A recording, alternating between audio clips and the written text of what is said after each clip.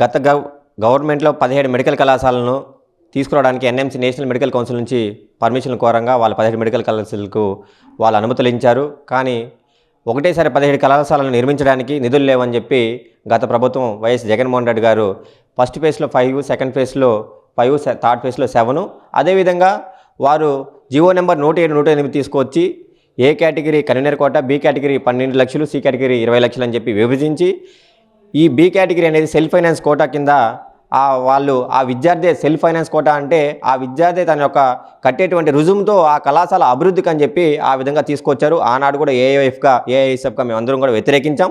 ప్రభుత్వ మెడికల్ కళాశాలల్లో ఈ విధంగా కార్పొరేటీకరణగా అంటే ఫీజులు చెల్లించి మరి ప్రభుత్వంలో వాళ్ళు ఉచిత విద్యను పొందాలి, కానీ ప్రభుత్వ కళాశాలల్లో ఇలా డబ్బులు కట్టించి వాళ్ళు చదువుకునే పరిస్థితి తేకూడదని చెప్పి వ్యతిరేకించాం. కానీ ఏమాత్రం ఆ ప్రభుత్వం కూడా వెనకడికి వేయలేదు.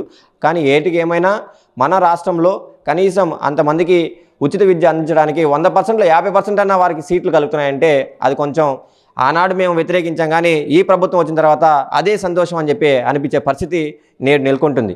నారా లోకేష్ గారు ఆనాడు యుగాలం పాదయాత్ర చేసే సందర్భంలో మంగళగిరిలోనే ఎక్కడైతే అతను కంటెస్ట్ చేశాడో అక్కడే ఆ ప్రాంతంలోనే వేలాది మంది, లక్షలాది మంది విద్యార్థులని, యువతిని అక్కడ పోగు చేసి నేను అధికారంలోకి రాగానే ఈ జీవో నెంబర్ 107, 108 రద్దు చేస్తా, ఈ ప్రభుత్వం అధికారంలో ఉన్నటువంటి జగన్మోహన్ రెడ్డి ప్రభుత్వం అంగట్లో సరుకులాగా, మార్కెట్లో కూరగాయల్లాగా తూకాల్లో తూకం వేసి ఈరోజు మెడికల్ సీట్లను అమ్మేస్తుంది. పేద మధ్యతరగతి విద్యార్థులకు ఈరోజు మెడికల్ విద్య, ఉచిత విద్య దొరకనీయకుండా ఈ జగన్మోహన్ రెడ్డి ప్రభుత్వం వ్యవహరిస్తుందని చెప్పి నారా లోకేష్ గారు ఆ రోజు మైకుల ముందు ఊదారు. మరి అధికారంలోకి వచ్చారు. మరీ ముఖ్యంగా ఏంటంటే మన ప్రభుత్వం, మన పాలన అధికారంలోకి రాగానే 100 రోజుల్ని ఈ జీవోలను రద్దు చేస్తున్నాడు.